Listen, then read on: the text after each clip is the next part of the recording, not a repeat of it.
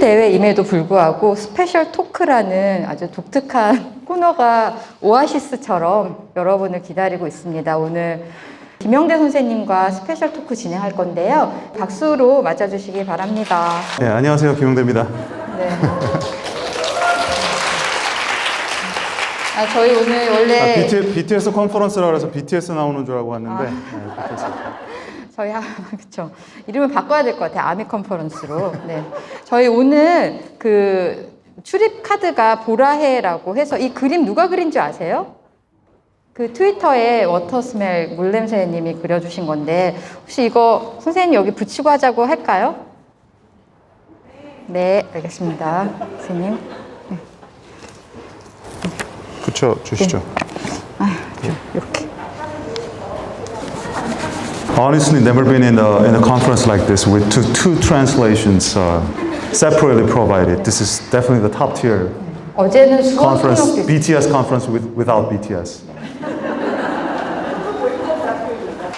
맞아. 어저께 오셨으면 저희 수어 통역도 있는 그 자리 보여드렸으면 좋았을 텐데 저희 어저께 KBS 뉴스에 나왔어요. 2분간 너무 잘 김석 기자님이 해주셔가지고 너무 좋았습니다. 오늘 아침을 되게 기쁘게 시작했고 오늘 새벽에 파울로 코엘료 작가님 에이전트가 메일 보내서 빨리 유튜브에 올려달라고 하셔가지고 아침에 올렸습니다. 저 유튜브에서도 다시 보실 수 있고요.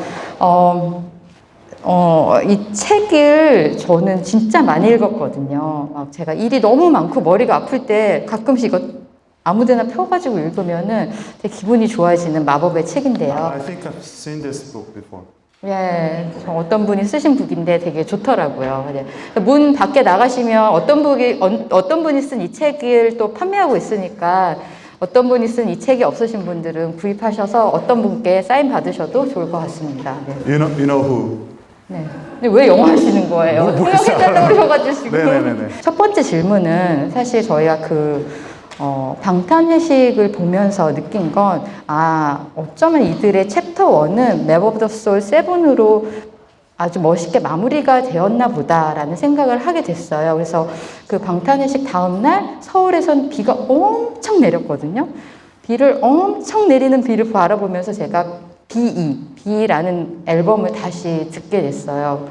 근데 라이프 고즈 온이 다르게 들리더라고요. 그리고 그 앨범 자체가 좀 다른 느낌이 들었어요. 그래서 그 B라는 앨범 자체가 그 BTS의 음악사적 그 과정에서 어떤 역할을 하는지 어떤 의미가 있는지 궁금합니다. 저는 그 B 앨범에 대해서 이야기하기 전에 지금 방탄 회식 이야기가 나왔으니까 제가 그때 당시 느꼈던 감정을 좀 말씀을 드릴게요. 그러니까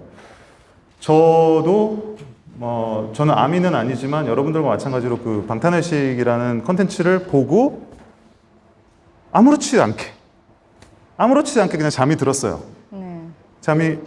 잠이 들어서 아침에 일어났는데 그 사람이 어떤 아주 이상한 기분이 있잖아요. Very strangest feeling. 오늘 내가 바쁘겠구나. 아니요. 그냥 뭔가 눈을 딱 뜨면 이 폰을 딱 봤을 때 이 폰에 뭔가 일이 일어났을 것 같은 느낌이 들잖아요. 그래서 딱 폰을 봤는데 그 받지 않은 전화가 부재중 전화가 한 40여 통. 읽지 않은 메시지가 한 100여 개 이렇게 와 있는 거예요. 전부 다 방탄 해체했는데 방송 좀 나와서 이야기를 해달라고 해서 깜짝 놀랐어요. 내가 모르는 무슨 컨텐츠가 있나? 네, 그래서 그날부터 한 72시간 정도를 거의 잠을 못 자고 한 방송을 하루에 5개, 6개씩 나가서 똑같은 얘기. 방탄소년단이 해체한 이유는 뭐라고 생각하십니까? 아주 해체가 아니고 잠시 그룹 활동을 이제 하지 않는다라는 솔로 활동에 집중하겠다는 얘기예요. 그러면 또 다시 그러면 방탄이 활동을 중지한 이유는 뭐라고 생각하십니까? 방탄이 활동을 중지한 거를 발표한 것은 아니고 이런 이야기를 방탄회식을 통해서 밝혔다. 그랬더니 그러면 그들이 그렇게 활동을 중지한 진짜 이유는 뭐라고 생각하십니까? 그래서 제가 본인들이 다 이야기를 했으니까 그러면 방탄회식이라는 그 컨텐츠를 직접 보시라. 예. 그랬더니 뭐 전부 그랬다는 건 아니에요. 그냥 몇 분 기자분들이 그런 거 말고 진짜 이유를 말해달라. real reason을 말해달라. 그래서 제가 굉장히 당황했어요. 사실은 많은 분들이 여기 계신 분들 아실지 모르겠지만 제가 미국에 살다가 한국에 귀국해서 저는 그냥 방탄소년단의 음악을 많은 사람들, 모르는 사람들에게 알리고 싶은 그런 마음이었는데 어떻게 하다 보니까 방탄소년단에 대해서 한국 언론이 얼마나 잘못 보도하고 있는가 혹은 얼마나 같은 팩트를 가지고 오해를 하고 있는가에 대해서 제가 마치 그걸 싸우는 사람이 된 거예요. 아, 그 질문이 사실 전체 질문 중에 네, 있었는데 맞아요. 네, 그 얘기를 좀 먼저 하고 싶었어요. 그래서 이 제가 질문만 하고 끝나는 거 아닐까요? 아니요, 제가 짧게 할게요. 제가 그런 말을 했었어요. 뭐냐면 많은 사람들, 한국 언론들이 평소에는 방탄소년단의 음악이나 역사적인 뭐 의미에 대해서 관심을 갖지 않다가 이게 뭔가 해체 활동 중단이라는 자극적인 언어를 써가면서 그거를 통해서 마치 원래부터 관심이 있던 것처럼 이렇게 말하는 모습이 제가 좀 사실 굉장히 기분이 나빴었고 그래서 나가는 방송마다 제가 때로는 좀 짜증 섞인 말투로 때로는 친절한 말투로 그들에게 이런 설명을 하면서 썼던 말이 우리 모두는 이 부분에 대해서 굉장히 오버리액트를 하고 있고 그 오버리액트 한 이유는 여러분들이 곧 알게 될 거다. 근데 불과 얼마 지나지 않아서 제이홉이 뭐를 냈잖아요. 예. 그래서 지금 싹 들어갔어요. 그 얘기가. BTS 무슨 활동 중단 해체 이런 말이 아무도 그 얘기를 하지 않아요. 그리고서는 예전과 똑같이 아무 얘기도 하지 않아요. 예. 그래서 저는 너무 익숙합니다. 이 기회를 빌어서 뭐 우리끼리 얘기긴 하지만 좀 굉장히 아쉽고 그리고 저는 그 점에 있어서 앞으로도 이런 오해나 이런 좀 불합리한 점에 대해서는 좀 계속 좀 제가 싸워 나가고 싶다라는 생각을 했어요. Going back to the original question. 그래서 원래 질문으로 들어가서 B 앨범은 저는 그렇게 생각해요. 지금 와서 돌아보니까 세븐 앨범이 어떻게 보면 하나의 그렇죠. 마무리, 그러니까 성장, 고난, 자기 혐오, 그래서 마지막 그걸 통해서 러브 유어셀프, 나를 사랑하는 단계에 이르러서 커다란 깨달음을 얻고 그리로부터 사랑뿐만 아니라 나는 누구인가에 대한 실질적인 고민을 찾아서 내 안으로 들어가는 이야기까지 완결됐다면 지금 와서 생각하니까 마무리는 맞아요. 마무리는 맞는데 본인들도 이야기했지만 팬데믹 때문에 뭐 글로벌 투어도 못했고 그러면서 그들이 할 수 있는 것들이 많이 좁아진 상태에서 무엇을 할 수 있을까? 근데 저는 이러한 점이 참 삶이 절묘하다라는 생각이 듭니다. 그러니까 무슨 말이냐면 BTS가 뭐 러브 유어셀프나 메포드 오브 소울에서 하는 이야기도 결국은 내가 나를 어떻게 생각하는지에 대해서 세상과 소통을 하는 내용이잖아요. 그런데 다 그렇게 모든 일이 그렇게 계산대로 되지는 않아요. 네. 나는 이런 사람이야. 나는 나의 이런 모습을 세상에게 말해주고자 해. 라고 한다 그래서 세상이 딱 그 정확한 타이밍에 그 메시지를 이해하고 그들과 소통하고 하는 건 아니란 말이죠. 그러니까 팬데믹이라는 것이 그들로 하여금 계획했던 것들을 흐트러지게 만들고 그들이 세워놨던 모든 것들을 좀 다른 코스로 인도하는 과정에서 이들이 저는 느낀 바가 저는 B라는 앨범 제목, 그러니까 우리가 그때는 그렇게 해석했어요. 이게 팬데믹 와중에 그래도 삶은 계속되어야 한다. Life goes on 이렇게 해석을 했는데 지금 와서 생각하면서 좀 소름이 돋는 건 뭐냐면 그렇게 내가 이런 식으로 나의 인생을 설계했어. 나의 커리어는 이런 거야. 라고 사람들에게 알렸지만 뜻대로 되지 않아요. 그러면 내가 어떻게 해야 되지? 나는 뜻대로 되지 않았으니까 뭐 없었던 거, 야, 그거 틀렸어. 그게 아니라는 거죠. 그 당시에도 나는 할 얘기가 있어야 되는 거예요. 그럴 때는 그것이 내가 생각해오는 멋진 그림이 아니더라도 내가 생각하는 큰 진짜 완벽한 뭔가 갖춰진 틀이 아니더라도 나는 지금 이 순간 너희들에게 이런 이야기를 전하고 싶어라는 말이 Life Goes On이라는 말이 아니었을까 싶습니다. 어찌됐건 살아가야 한다는 거고 그 살아가야 한다는 거는 팬데믹에서의 우리를 말하는 거기도 하지만 자신들이 그때는 아무에게도 말할 수 없었잖아요. 자신들이 생각해왔던 어떤 이 일정과 스케줄에서 어긋난 상황에서도 나는 이 순간 또 아미들과 당신들과 소통을 하고자 한다라는 말이 아주 특별한, 지금 와서 보면 굉장히 좀 특별한 앨범이에요. 특별한 선물 같은 앨범이고 그런 것들을 통해 메시지가 전달됐다고 지금 생각하니까 지금 말하면서도 사실 좀 소름이 돋는데 그런 생각이 듭니다. 예. 그렇게 생각하면 지금 키워드가 할 얘기인 것 같아요. 할 얘기. 어쨌든 힙합으로 시작된 그룹이기 때문에 자기의 이야기를 한다라는 게 정말 큰 의미가 있는 그룹인데 그런 의미에서 보자면 영어로 된 세 곡 이른바 3부작은 그 가사나 이런 쪽에 참여도가 이전 곡들과 상당히 떨어지는데 거기에 대해서 음악사적으로는 어떻게 생각하시는지 궁금합니다. 이제 이런 게 좋은 먹잇감이죠. 사실은 이게 좋은 베이트예요. 그러니까 BTS를 비판하는 사람들에게 그래 너희들이 그런 뭐 진정성으로 소통을 하고 그런 거를 통해서 너희들의 명성을 세웠다고 말하지만 결국에는 대중적으로 소통을 한 것은 이런 영어 노래고 또 이런 상업적인 노래가 아니겠느냐라고 말하시는 분들이 있어요. 근데 저는 뭐든지 좀 공평하게 이야기를 해야 된다고 생각해요. 그러니까 무슨 말이냐면 우리는 순수 예술가로서의 BTS를 이야기하는 게 아닙니다. 물론 어떤 분에게는 BTS는 지고지순한 순수한 그냥 예술 그 자체라고 생각하겠지만 저에게 있어서는 BTS는 가장 상업적인 음악을 가장 예술적인 방식으로 새로운 방식으로 소통해 온 독보적인 팝 아티스트거든요. 그럼 그 팝 아티스트에게는 늘 두 가지의 딜레마가 있어요. 내가 하고 싶은 말을 저 사람들이 알아들을 수 있는 언어로 말해야 된다는 게 하나가 있고 두 번째는 내가 어떠한 말을 하기 위해서 그 자리에 올라가기까지 내가 지금 가능한 모든 커머셜한 리소스를 다 동원해야 된다는 압박감이 있어요. 근데 거기에 또 하나의 변수가 뭐였죠? 코로나였잖아요. 코로나라는 예상치 못한 어떤 그 와중에서 그들이 사실은 기존에 보여줬던 상업적인 어프로치, 가령 예를 들면 같은 곡을 미국 아티스트 혹은 영국 아티스트들과 콜라보레이션을 한다든지 이런 것만으로 충분하다고 생각했었는데 자신들이 예상치 못했던 어떤 결과를 받아들고서 상황을 받아들고서 그럼 내가 여기서 할 수 있는 베스트가 뭐가 있을까 하면서 여러 옵션을 고민을 했겠죠. 저는 그 중에 하나가 이런 얘기하면 또 이제 막 마음이 좀 억울해지는데 예를 들면 제가 늘 하는 말이 그거예요. 다이너마이트 이전의 BTS는 무명 그룹이었습니까? 아니죠. 그러니까 많은 분들이 이거를 착각하고 계세요. 다이너마이트와 버터의 세계적인 성공 이전에도 BTS는 탑 그룹이었어요. 선생님 좀 말씀을 네. 천천히 해주시면 좋을 것 같아요. 그리고 알겠습니다. 우리 진이 하는 것처럼 통역에 도움이 될 수 있도록 아니면 네. 계속 하시죠. 네. 왜냐하면 저희가 원고를 미리 드렸으면 훨씬 편했을 텐데 그쵸? 제가 너무 질문을 늦게 드려서 네, 감사합니다. 네. 그래서 너무 좋은 말씀이기 때문에 잘 이해하시죠. 제가 좀 시간이 없다고 생각하니까 말이 좀 빨라지는 것 같아요. 왜냐하면 제가 또 랩 라인이라서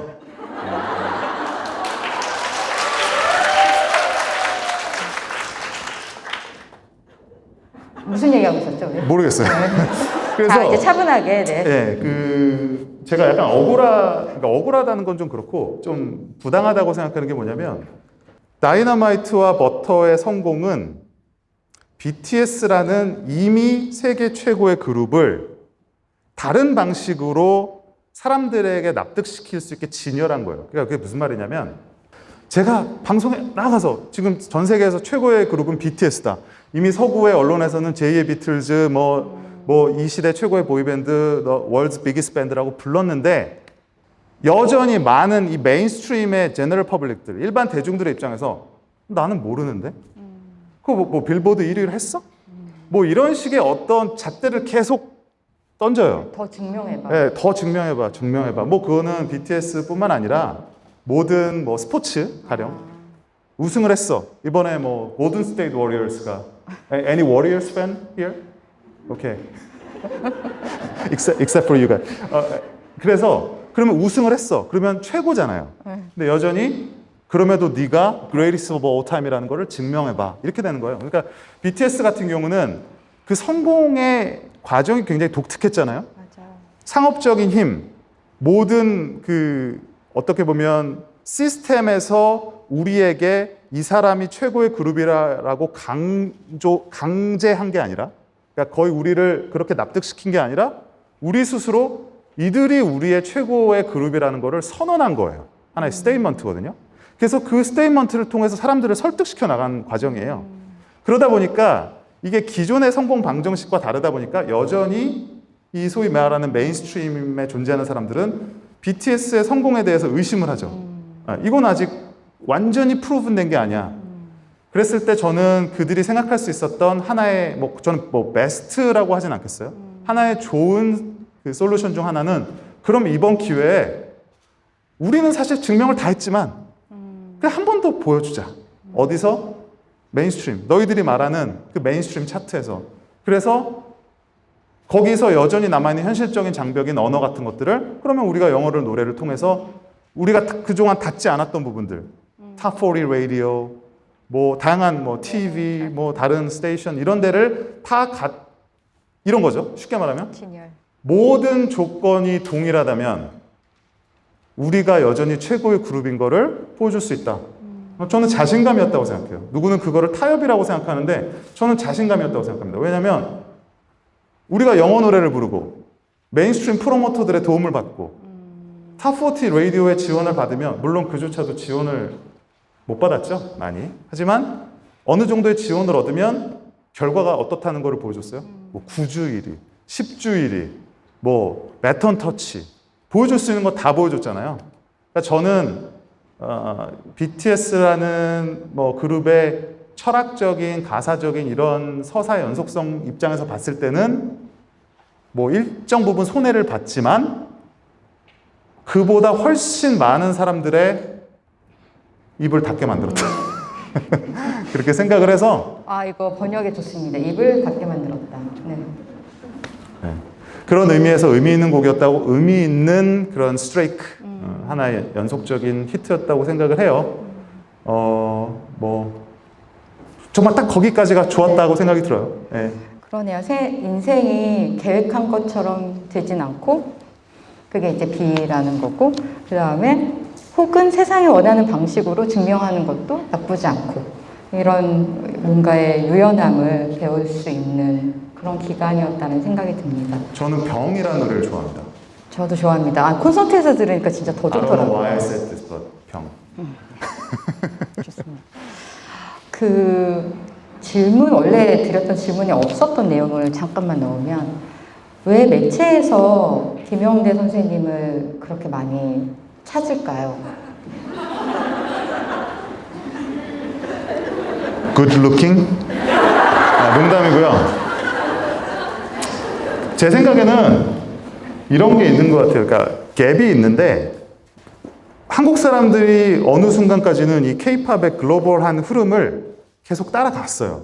저는 그게 가령 세컨 제너레이션 걸그룹이나 보이그룹까지는 우리가 이해를 하고 있다고 생각했어. 그런데 저는 그 이후에 벌어진 일들, 바로 BTS 현상이라든지 이런 것들은 한국 사람들이 이렇게 넋을 놓고 있는 사이에 확 벌어져 버렸어요. 예.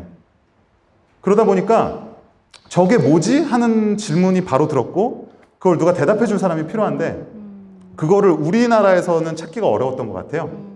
왜냐하면 그거를 사실은 저도 제가 굉장히 스마트해서 BTS 현상을 먼저 알아본 것이 아니라 정말 운명같이 제가 2014년에 K-콘에 가서 거기에 와 있던 아미들을 처음 만났고 그들과의 첫 만남과 BTS 무대를 보면서 제가 그때 그런 표현을 썼거든요. Revelation이라고. 그러니까 깨달음을 딱 얻었어요. 뭔가가 about to change 하겠다. 그래서 사실은 그런 BTS 얘기를 해왔기 때문에 아마도 그러한 한국과 미국과 이런 세계를 오가면서 깨달은 어떤 그 인사이트가 필요했을 것 같다라는 생각이 들어요. 네. 근데 좀 아직도 억울한 게 지금도 언론 인터뷰 나가서 제가 BTS는 이런 점이고 이번에도 해체 선언이 아니다 이런 얘기하면 꼭 그 물어보는 두 가지 질문이 있거든요. two questions가 항상 저를 따라다니는데 하나가 뭐냐면 그래서 하이브 주식 얼마나 갖고 계세요? 이거랑 두 번째는 그 아미로서 이 상황에 대해서 어떻게 생각하세요? 그러니까 뭐냐면 제가 BTS에 대해서 어떤 거를 내가 옹호한다. 어떤 입장을 말한다고 하면은 그거가 쟤는 팬이니까. 쟤는 하이브랑 무슨 관계가 있으니까. 방시혁 씨와는 식사를 몇 번이나 했는지. 그러니까 이런 말을 제가 방송에 나가서 할 수는 없어요. 예, 이런 말을 좀 너무 억울하지만 사실은 근데 여전히 그런 편협적이라 그럴까 뭐랄까 좀 편견이 있다. 네, 그런 말씀 좀 드릴 수 있을 것 같아요. 알겠습니다. 사실은 그런 방송에 나가서 의견을 말한다는 거는 정말 귀한 기회인 것 같아요. 그래서 사실 저도 지금 이 자리에 앉아서 얘기하는 게 저한테 되게 좋은 경험이라고 생각을 하거든요. 어쩌면 선생님께 계속 요청이 오고 방송에 출연하시고 또 예상 못한 질문에 대답을 하면서 선생님도 더 생각을 정리하시고 계속 뭐랄까 스스로가 더 좋은 비평가로서 그거를 잘 전달하는 전달자로서 숙련되는 과정을 경험을 하시고 있다고 생각을 하는데 혹시 이런 기회가 조금 더 다양한 그런 뭐랄까 이 음악에 대한 생각을 가진 분들한테 공유될 수 있다라고 얘기를 해야 될까요? 아니면 선생님과 같이 그런 교류할 수 있을 기회를 만들 수 없을까 이런 생각을 좀 하거든요. 예를 들어 뭐 제2의 김영대를 원하거나 혹은 원하더 김영대가 되고 싶은 사람들이랑 계속 얘기를 하면서 생각을 서로 이렇게 교환한다거나 이런. 제가 그래서 좀 기쁘게 생각하는 것 중 하나는 BTS 제가 뭐 이 음악에 대해서 이야기를 한 지는 뭐 25년 가까이 됐어요. 그런데 제가 그 평론가로서의 커리어 동안 아주 정말 드물게 사람들이 저에게 와서 너가 어떤 음악에 대해 말하는 방식이 너무 좋고 너의 통찰력이 좋아서 나도 너처럼 되고 싶다라는 말을 정말 들었던 적이 많지는 않아요. 그런 말을 들었던 적이 많지는 않은데 최근에 정말 그런 말을 많이 들어요. 그게 뭐냐면 그만큼 BTS 현상이라는 게 엄청난 크기를 갖고 있는 것이기도 하고 그리고 사람들이 제가 BTS에 대해서 말하는 것을 듣고 음악에 대한 이야기가 단순히 그 가수의 노래가 어떻다 뭐 별이 3개다 4개다 무슨 90점이다 100점이다 이런 평가의 개념이 아니라 그것을 통해서 벌어지는 다양한 문화적인 임플리케이션들 그리고 어떤 뭐 문화적인 중요도 같은 것들을 우리가 새롭게 상상해 볼 수 있구나. 그러니까 쉽게 말하면 음악 평론가가 저런 일을 할 수 있구나라는 거를 많은 분들이 이제 좀 알게 되셨다고 해요. 근데 그거는 뭐 제가 잘해서일 수도 있지만 저는 그러한 음악의 토대를 만들어준 BTS가 가장 중요한 업적을 쌓았다고 생각을 하고 사실 그보다는 또 더 중요한 거는 그러한 이야기들을 끊임없이 생산해내고 재생산해내고 확대하고 때로는 저널리스트들하고 싸우고 때로는 저널리스트들에게 좋은 글에는 칭찬하고 그들과 소통하고 저를 지금의 저로 만든 것도 아미들의 100만 개의 칭찬과 한 400만 개의 악플이 저를 이렇게 만들었다고 생각을 해요. 그래서 지금 저의 과거를 한번 떠올리고 있습니다. 400만 개 속하나 100만 개 속하나 제가. 네. 근데 그냥 저는 다 좋은 경험이었다고 생각을 하고 진짜 앞으로 뭐 너무 영광일 것 같아요. 만약에 누가 나는 김영대처럼 저렇게 BTS 혹은 다른 그룹이라도 그러한 뭐 깊이 있는 이야기를 하고 싶고 책을 쓰고 싶다라는 사람이 나온다면 뭐 저는 보라해. 네. 더 나은 평론가가 되기 위해서 어떤 노력을 하고 계세요? 가장 중요한 거는 사실 내가 뭔가를 알고 있다고 생각하지 않는 거예요. 메타인지. 제가 BTS를 처음 알게 된 것도 내가 아는 것보다 훨씬 더 많은 일들이 벌어졌던 것이고 지금 벌어지고 있는 일들도 내가 지금 알고 있는 지식의 바깥에서 조금 더 많은 공부와 해석을 요구하는 것들이 벌어지고 있거든요. 그랬을 때 대부분의 소위 말하는 엑스퍼트, 전문가라는 사람들은 내가 알고 있는 왜냐면 뭐 나도 PhD가 있고 뭐 나도 공부를 많이 했는데 그럼 내가 알고 있는 지식이 있으니까 이 커다란 현상을 내가 있는 지식으로 이렇게 넣어서 그 안에서 해석을 하려고 해요. 그러다 보면 억지스러울 수밖에 없고 그리고 해석도 작아질 수밖에 없어요. 그럴 때는 제가 하고 싶은 거는 더 많은 사람들을 만나고 더 많은 이야기를 읽고 내가 지금 모르고 있는 게 뭔가를 끊임없이 자각하는 방법밖에 없다고 생각이 들어요. 그러면서 나를 넓혀놔야 이보다 더 큰 흐름을 내가 받아들일 수 있지 않나 그런 생각을 많이 해서 저는 지금도 사실은 방송에서 많은 사람들이 저를 BTS 엑스퍼트라고 해서 불러주거든요. 저는 그 말 쓰지 말라고 해요. 왜냐면 내가 BTS가 부끄러워서가 아니라 BTS에 대한 전문가는 없다고 생각이 듭니다. 예, 여러분들도 전문가일 수도 있고 저도 모르는 사람일 수도 있고 다만 그것들을 알아가려고 하는 그 시도와 노력 자체가 중요하다. 그래서 저는 앞으로도 평론가로서의 제 목적은 새로 변화하는 환경, 산업들을 그냥 끊임없이 오늘도 공부하고 내일도 공부하고 예, 저는 유학 생활도 오래 했기 때문에 제 직업이 한동안 그냥 스튜던트였던 적이 있어요. 저는 지금도 제 주 1번 직업은 스튜던트라고 생각합니다. 선생님 공부하실 시간이 없다고 생각했는데 공부를 잠을 줄여가면서 공부하는 스튜던트의 느낌이 지금 들고 있거든요. 맞나요? 아니, 잠은 많이 자요. 아, 네네네. 알겠습니다. 그러면 아마 가장 궁금한 질문 중에 하나고 이거는 별로 좋지 않은 질문이라고 생각을 하고 있습니다. 그 챕터 2에서 Who's my bias? 아니요. 너무 여튼 네. 그래서 질문 좀 이렇게 바꿔봤어요. 오늘 아마 제이홉의 새로운 솔로 앨범이 이제 나올 건데요. 모어라는 곡도 나오고, 모어라는 곡은 어떻게 평가하세요? 어떻게 좋아하세요? 박수. 저는 너무 좋았고 제가 좋았다고만 얘기해도 이렇게 박수 쳐주는 분위기인가요? 엄청. 내가 만든 노래도 아닌데 박수를 받으니까 그러네. 좋습니다. 예. 제가 제이홉에 대해서 제 책에도 그렇게 썼었고 그 표현을 많은 분들이 인용을 하세요. 뭐냐면 무해한 긍정성이라는 그런 표현인데 진짜 재밌는 게 이번에 모어를 듣고 도대체 무해한 긍정성이라는 말이 떠오르나요? 그러니까 저는 그게 평론가가 가지는 장점이자 한계일 수도 있다고 생각이 들고 그리고 그게 아티스트와 저같이 평가하는 사람 간의 묘한 텐션이라고 생각해요. 뭐냐면 제이홉이 예전에 저랑 만났을 때 저한테 해준 얘기가 있었어요. 뭐냐면 내가 쓴 리뷰나 글을 다 봤다는 거지. 예, 저한테 그 얘기를 해줬었거든요. 예. 평론가님 제가 다 봤는데요. 이렇게 해줬는데 그건 뭐냐면 내가 본인을 어떻게 평가하고 있는지 본인이 다 알고 있어요.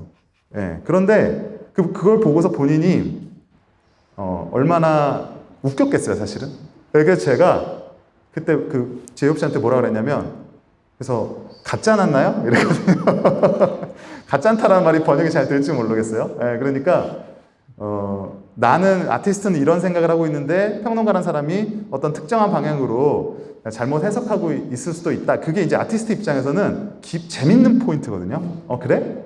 나를 무해한 긍정과 뼛속까지 기쁨과 조이와 다 그런 파지티브한 에너지로 있는 사람으로 너가 디파인하고 알고 있는 거야? 그럼 난 다른 걸 보여줄게. 그런데 제가 그런 말을 했지만 만약에 그게 진짜 제이홉의 모든 거라고 생각하면 바보죠. 진짜 바보라고 생각해. 사람이라는 게 우리가 보통 K-팝의 어떤 그룹을 볼 때는 항상 스펙트럼이 이렇게 있고 각자의 롤이 있잖아요. 누구는 좀 더 좀 진지하고 인텔리전트한 모습을 보여주고 누구는 좀 더 vulnerable한 모습을 보여주고 누구는 더 시니컬할 수도 있고 누구는 더 파지티브할 수도 있는데 그것조차도 그들의 페르소나죠. 페르소나. 예. RM이라는 민윤기가 아니라 슈가라는 정호석이 아니라 제이홉이라는 그 페르소나죠. 그 여러 페르소나 중에 하나일 거라고 생각해요. 얼굴이 아들 바뀌니까. 그런데 만약에 이 BTS라는 그룹을 떠나서 내가 솔로 커리어를 하게 된다면 내 안에 숨겨진 자아가 얼마나 많겠습니까? 네, 그러한 점에서 저는 사실은 누구보다도 제이홉 씨의 솔로 앨범을 기다려 왔었고 왜냐면 제가 지난번 믹스테이프 홉월 그 앨범을 제가 또 굉장히 극찬을 했었어요. 뭐냐면 BTS 믹스테이프 많이 나왔지만 저에게 굉장히 그냥 순수하게 즐거움을 줬던 앨범이고 여기 제이홉 팬들은 아마 동의할 수도 있겠는데 제이홉은 랩을 하든 노래를 하든 가사를 쓰든 뭐든지 it just works. You know what I mean? 그냥 너무 잘해요. 그냥 잘해요. 너무 네, 그냥 잘하고 그런 것들이 저는 솔로 앨범을 하면 다 드러날 거라고 생각을 했기 때문에 사실은 저도 이번에는 아미 이상으로 기대를 하고 있어요. 네, 진짜로. 이지행 선생님의 표현에 의하면 남도에 흥이 있는, 예. 네. 광주 출신의 이지행 선생님 말에 의하면 그렇다고 합니다. 그 제이홉 외에 멤버 한 명 정도만 해서 솔로 앨범이 이렇지 않을까. 물론 평론가로서의 한계가 있겠지만 저희가 고려해서 듣겠습니다. 예상하실 수 있을까요? JK. 아니 왜 박수를 어제는 박수 잘 안 치시더니 아니 JK 얘기인데 왜 박수 치는 거예요?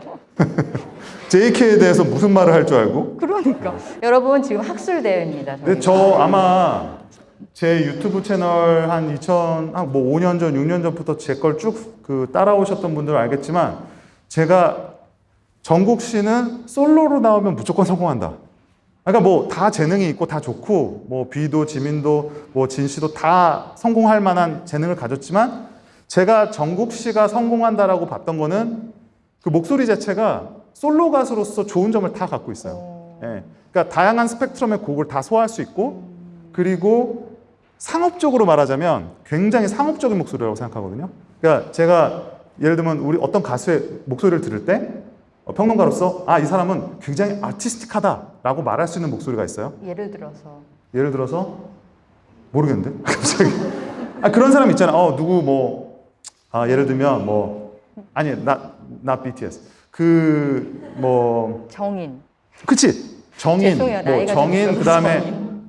그 누구죠 잔나비 뭐 이런 목소리 들으면 저건 그냥 유니크하고 김광석 얘기하려다가 김광석이요? 그만하세요. 그런 목소리를 들으면 우리가 저거는 커머셜한지를 여부를 떠나서 굉장히 아티스틱하다는 생각이 드는데 저는 정국 씨의 목소리를 들으면 저 사람은 아티스트로서 훌륭한 목소리를 갖고 있지만 동시에 쉽게 말하면 전 탑40 라디오한 목소리라고 생각해요. 예.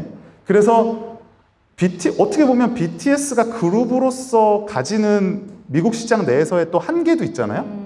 그런 부분을 오히려 정국 씨의 솔로곡이 뭐 가령 굉장히 트렌디한 R&B 팝이라든지 막 유포리아 같은 그런 일렉트로 스타일의 팝이라든지 저는 그 바이브 자체가 지금 현재 가장 트렌디한 R&B 싱어들의 목소리의 장점을 많이 갖고 있다고 생각해서 솔로 앨범이 나왔을 때 성공 가능성이 높은 그런 목소리라고 생각해서 사실 기다리고 있어요 지금.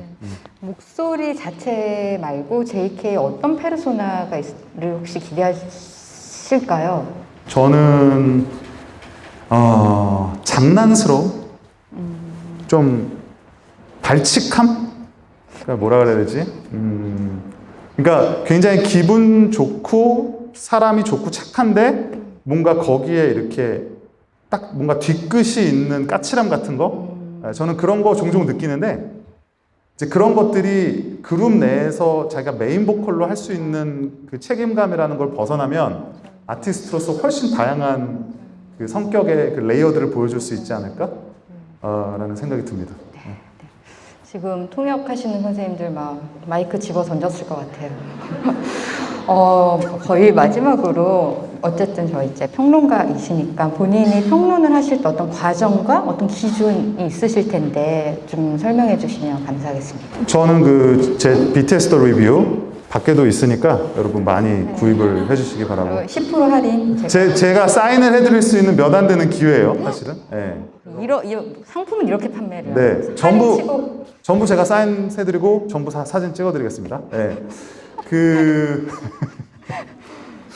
그런데 제가 그 책에도 그런 말을 썼는데 저는 좀 음악 평론을 재미있게 안 하는 스타일이에요. 이렇게 말하면 어떻게 들을지 모르겠지만 저는 약간 음악하고 좀 싸우는 느낌으로 하거든요. 그러니까 같은 음악을 진짜 거의 사람이 약간 되게 거부감이 들 정도로 계속 반복해서 듣고 그 와중에 내가 언제 떠오를지 모르는 그 생각을 이렇게 낚시하듯이 이렇게 끄집어내요. 낚시하듯이 끄집어내서 그 생각이 떠오르면 그걸 글로 옮기고 다시 또 정말 질릴 때까지 정말 신물 날 때까지 음악을 또 듣고 그 안에 숨겨진 메시지를 찾아내려고 하고 그리고 저는 이제 제가 다른 저널리스트들이나 크리틱하고 제가 좀 다르다고 생각한 부분이 하나가 있는데 저는 그냥 내가 이거를 좋아하냐에 대해서 너무 신경 쓰지 않아요. 다시 내가 어떤 그러니까 예를 들면 내가 어떤 음악을 듣고 난 이 음악이 좋다, 싫다 하는 거는 굉장히 좀 1차원적인 좀 표피적인 반응이라고 생각하거든요. 이 음악이 누구를 위한 음악인가? 어떤 사람에게 어떻게 받아들여질 음악인가? 그리고 그 와중에서 이거는 좋은 역할을 수행하고 있는가? 그런 목적을 수행하기에 완성도가 있는 음악인가를 되게 중요하게 생각해요. 그래서 그러니까 쉽게 말하면 제가 가진 개인으로서의 테이스트, 그 프리퍼런스를 좀 뛰어넘어서 말하고 싶은 그런 좀 컴펄션이 있죠. 강박이 있죠. 네. 감사합니다. 아쉽지만 마무리를 해야 될 것 같고요. 마지막으로 저희 올해가 벌써 3회째 맞이하고 있는 BTS 국제 학술 대회인데 마지막으로 소감 한 말씀 해주시고 마무리하도록 하겠습니다.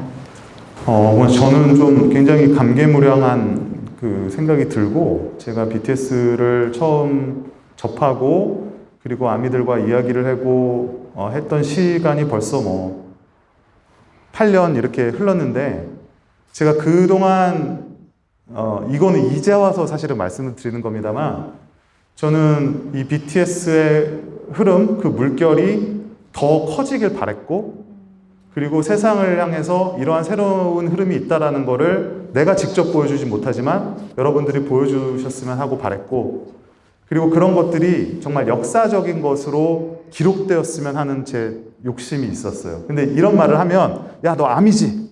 너 뭐 BTS한테 돈 받았지? 혹시 아미가 아니라고 그러세요? 그런 지금 말한 그런 말 때문에 그래요. 맞아요. 네네네. 저의 의견을 왜곡하려는 사람들 때문에 그래서 그러면서도 한편으로는 뒤에서는 야, 잘하고 있어. 잘하고 있어. 이런 생각이 들었는데 그게 이 결과인 것 같아요. 제가 늘 말해왔던 BTS 현상은 BTS의 음악에서 비롯되었지만 결국은 아미들의 커다란 흐름을 통해 완성되는 것이다라는 거를 제가 오늘 여기 또 느끼게 되는 것 같아요. 굉장히 감동적이고 감격스럽습니다. 감사합니다. 선생님 시간이 되시면 오후에 저는 개인적으로 진짜 기대가 되는 라운드 테이블 우리 아카 팬으로서의 고뇌에 대한 라운드 테이블에 초대해드리고 싶으면 좋겠지만 바쁘셔가지고 힘들 것 같지만 바쁘시지만 책을 구입하시는 분에게는 사인을 해드린다는 거 다시 한번 말씀을 드립니다. 감사합니다. 감사합니다.